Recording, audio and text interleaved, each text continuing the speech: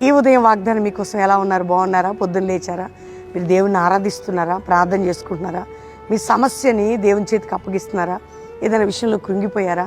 చూడండి, 145 కీర్తన 14వ వచనం, పడిపోయిన వారిని ఉద్ధరించాడు, కృంగిన వారిని లేవనెత్తే దేవుడు.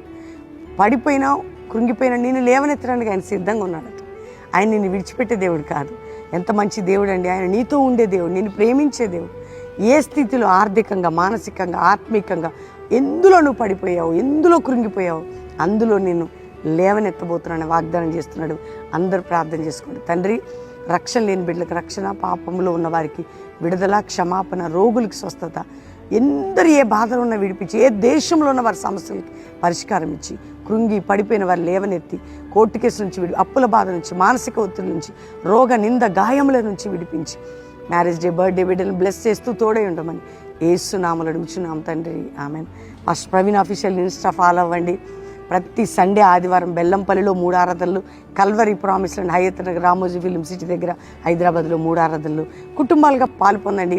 మరి డిసెంబర్ 8, 9, 10, 11 మిర్యాలగూడ, నల్గొండ దగ్గర మిర్యాలగూడ సభలు ప్రార్థించండి. 12, 13, 14 బెల్లంపల్లి మీటింగ్స్ కుటుంబాలుగా రండి. God bless you. ప్రైజ్ అలాడ్.